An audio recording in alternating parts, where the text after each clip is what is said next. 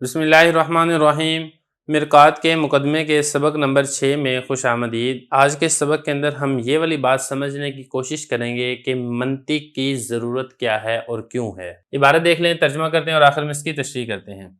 فصل: ایاک وان تظن ان کل ترتیب یکون ثوابا موصلا الی علم صحیح کیف ولو کان الامر کذلک ما وقع الاختلاف والتناقض بین ارباب النظر مع انه قد وقع فمن قائل یقول العالم حادث ویستدل بقوله العالم متغیر وكل متغیر حادث فالعالم حادث ومن زاعم یزعم ان العالم قدیم غیر مسبوق بالعدم ویبرہن علیہ بقوله العالم مستغن عن المؤثر وكل ما هذا شانه فهو قدیم ولا اظنک شاکا فی ان احد الفکرین صحیح حق والآخر فاسد غلط وَإِذَا كَانَ قَدْ وَقَعَ الْغَلَطُ فِي فِكْرِ الْعُقَلَاءِ فَعُلِمَ مِنْ ذَلِكَ أَنَّ الْفِطْرَةَ الْإِنسَانِيَّةَ غَيْرُ كَافِيَةٍ فِي تَمْيِيزِ الْخَطَأِ مِنَ الصَّوَابِ وَامْتِيَازِ الْقَشْرِ عَنِ اللُّبَابِ فَجَاءَتِ الْحَاجَةُ فِي ذَلِكَ إِلَى قَانُونٍ عَاصِمٍ عَنِ الْخَطَأِ فِي الْفِكْرِ يُبَيِّنُ فِيهِ طُرُقَ اكتساب المجہولات عن المعلومات وهذا القانون هو المنطق والمیزان۔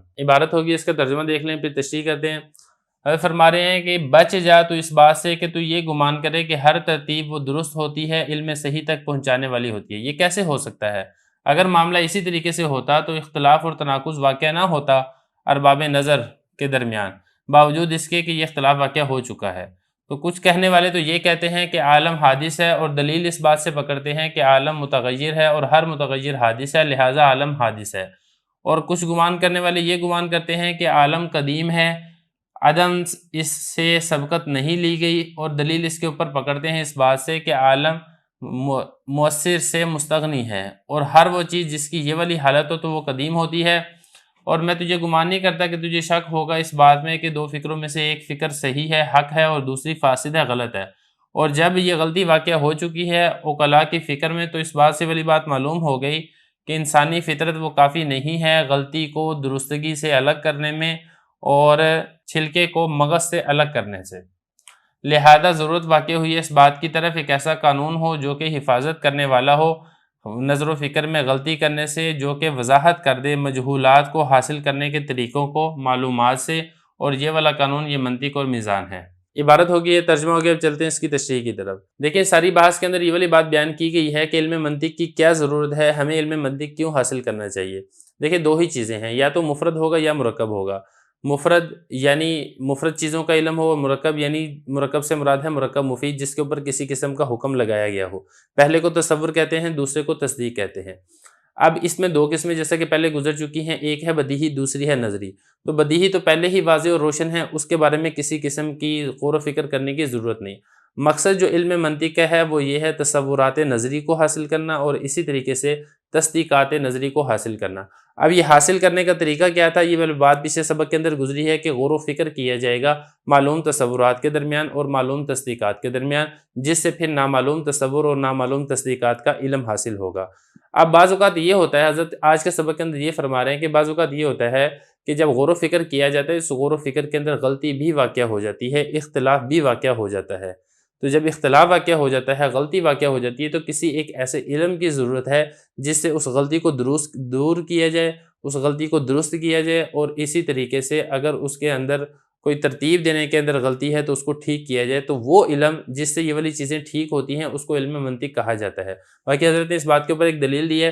حضرت فرما رہے ہیں کہ جو نظری چیزیں ہیں، چاہے وہ نظر ہے تصور کے اندر، چاہے وہ نظر ہے تصدیق کے اندر، آپ یہ گمان نہ کریں کہ جب اس میں غور و فکر کریں گے اور معلومات کو ترتیب دیں گے تو جو بھی ترتیب ہوگی وہ صحیح ہوگی، درست ہوگی۔ یہ والی بات غلط ہے، آپ یہ والی بات گمان نہ کریں، یہ والی بات ہو ہی نہیں سکتی۔ اگر یہ والی بات ہوتی تو پھر اختلاف واقع ہی نہ ہوتا۔ دیکھیں، اختلاف تو تبھی واقع ہوتا ہے نا کہ ایک بندے کی سوچ اور غور و فکر الگ ہوتا ہے، دوسرے بندے کی سوچ اور غور و فکر الگ ہوتا ہے۔ اگر دو بندے ہیں یا چار بندے ہیں یا ہزار بندے ہیں، لاکھ کروڑ بندے ہیں، سب کی غور و فکر اور سوچنے کا زاویہ ایک ہی ہو، ایک ہی چیز سب سوچ رہے ہیں، ایک ہی نتیجے تک سب پہنچ رہے ہیں، تو پھر تو اختلاف واقع ہوگا ہی نہیں۔ لیکن ہم بکثرت دیکھتے ہیں کہ نظری فکری چیزوں کے اندر بکثرت اختلاف واقع ہوتا ہے۔ تو یہ فرما رہے ہیں کہ اگر ساری چیزیں درست ہوتی تو پھر تو اگر معاملہ اسی طریقے سے ہوتا پھر تو اختلاف اور تناقض واقع ہی نہ ہوتا ارباب نظر و فکر کے درمیان، یعنی عقلاء کے درمیان، باوجود اس کے کہ اختلاف واقع ہوا ہے۔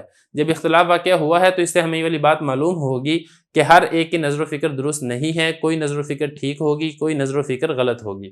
جیسا کہ آگے حضرت فرما رہے ہیں، ایک مثال کے سے بات سمجھا رہے ہیں کہ دیکھیں بعض لوگ یہ کہتے ہیں العالم حادثن، کہ عالم حادث ہے، یعنی یہ ساری کائنات ختم ہونے والی ہے، اور دلیل کس بات سے پکڑتے ہیں؟ ان دو جملوں سے، العالم متغیر وکل متغیر حادث۔ وہ کہتے ہیں کہ یہ دو جملے ہیں، دو معلوم تصدیقات ہیں، جب آپ ان کو ترتیب دیں گے تو پھر آپ کو یہ نتیجہ نکل آئے گا عالم حادث ہے۔ لیکن بعض گمان کرنے والے ایسے بھی ہیں۔ پہلی بات یہاں یہ سمجھے کہ یہاں پر کہنے والے کہا اور یہاں پر کہا گمان کرنے والے، گمان سے مراد گمان فاسد ہے۔ تو بعض فاسد گمان کرنے والے کیا گمان کرتے ہیں کہ عالم قدیم ہے، غیر مسبوق بالعدمی، کوئی اور چیز عدم سے اس کے اوپر سبقت نہیں لی گئی، یعنی یہ والی چیز شروع سے ازل سے پہلے سے ہی یہ والی چیز موجود ہے، اس سے پہلے کوئی اور چیز نہیں ہے، یہ مطلب ہے غیر مسبوق بالعدم کا۔ تو بعض لوگ گمان کیا کرتے ہیں کہ دیکھیں عالم قدیم ہے، وہ یہ کہتے ہیں کہ عالم حادث نہیں ہے بلکہ عالم قدیم ہے، اور وہ دلیل کے طور پہ دو تصدیقات لے کر آتے ہیں۔ وہ دو تصدیقات کون سی ہیں؟ نمبر ایک، العالم مستغن عن المؤثر، کہ جو عالم ہے اس کو کسی اثر دینے والے کی ضرورت نہیں ہے، یہ خود بخود ہی چل رہا ہے۔ ایک جملہ یہ لے کر آتے ہیں، اور دوسرا جملہ یہ لے کر آتے ہیں کہ جو چیز خود بخود چل رہی ہو اس کو کسی کے ٹھیک کرنے کی ضرورت نہ ہو، ہر ایسی چیز وہ قدیم ہوتی ہے، لہذا عالم کے اندر یہ والی صفت پائی جاتی ہے تو عالم یہ بھی کیا ہوگا؟ یہ قدیم ہوگا۔ یہ فرما رہے ہیں دو جملے لے کر آئے۔ پہلا جملہ کیا ہے کہ عالم مستغنی ہے مؤثر سے، یعنی اس کو کسی اثر دینے والے کی، کسی صحیح کرنے والے کی، کسی کے ٹھیک کرنے کی ضرورت نہیں ہے۔ وَكُلُّ مَا هَذَا شَأْنُهُ فَهُوَ قَدِيمٌ، اور ہر ایسی چیز جو خود بخود ہی ٹھیک ہو، اس کو کسی اور کے ٹھیک کرنے کی ضرورت نہ ہو، وہ چیز ازل سے ہوتی ہے، ہمیشہ سے ہوتی ہے۔ جب عالم میں یہ والی چیز پائی جا رہی ہے تو اس کا مطلب ہے کہ عالم یہ بھی ہمیشہ سے ہے، ازل سے ہے۔ تو یہ جب انہوں نے یہ دو دلیلیں لے کر آئے، یا آپ یہ کہیں کہ یہ دو تصدیقات معلومہ لے کر آئے، تو پھر انہوں نے نتیجہ کیا نکالا کہ عالم قدیم ہے۔ تو اب یہ اختلاف واقع ہو گیا، ایک نے غور و فکر کیا تو اس نے نتیجہ کیا نکالا کہ عالم حادث ہے، دوسرے نے غور و فکر کیا تو اس نے کیا نتیجہ نکالا کہ عالم قدیم ہے۔ اب لازمی بات ہے کہ دونوں باتیں تو درست نہیں ہو سکتی، کیونکہ دونوں میں تضاد ہے، تناقض ہے، یا ایک ٹھیک ہوگی یا دوسری ٹھیک ہوگی، دونوں بیک وقت ٹھیک تو نہیں ہو سکتی۔ یہ حضرت فرما رہے ہیں وَلَا أَظُنُّكَ شَاكًا فِي أَنَّ أَحَدَ الْفِكْرَيْنِ صَحِيحٌ حَقٌّ وَالْآخَرُ فَاسِدٌ غَلَطٌ، اور مجھے یہ والا گمان نہیں ہے کہ آپ کو اس بارے میں شک ہوگا کہ شاید دونوں ہی ٹھیک ہوں یا دونوں ہی غلط ہوں، کیونکہ اس بارے میں تو شک ہو ہی نہیں سکتا، پکی بات ہے کہ ان دونوں میں سے ایک ٹھیک ہے اور ایک غلط ہے۔ وَإِذَا كَانَ قَدْ وَقَعَ الْغَلَطُ فِي فِكْرِ الْعُقَلَاءِ، تو پتہ چلا جب ایک نظر و فکر غلط ہے تو عاقل نے، عقلاء نے غور و فکر کرنے میں غلطی کی ہے، تو پتہ چلا کہ غلطی واقعہ ہو جاتی ہے غور و فکر کرنے میں۔ جب غلطی واقعہ ہوگی تو آپ صحیح رزلٹ اور صحیح نتیجے تک نہیں پہنچیں گے۔ یہ فرمایا وَإِذَا كَانَ قَدْ وَقَعَ الْغَلَطُ فِي فِكْرِ الْعُقَلَاءِ، جب پتہ چل گیا کہ غلطی واقعہ ہو چکی ہے عقلاء کی فکر کے اندر، تو یہ والی بات معلوم ہوگی ہے کہ انسانی جو فطرت ہے وہ کافی نہیں ہے درست کو غلط سے جدا کرنے میں، کون سی چیز درست ہے کون سی چیز غلط ہے، فکر انسانی اس بات کے لیے کافی نہیں ہے کہ صرف انسان اس کو غور و فکر کرنے سے معلوم ہو جائے کہ کون سی چیز غلط ہے کون سی چیز درست ہے۔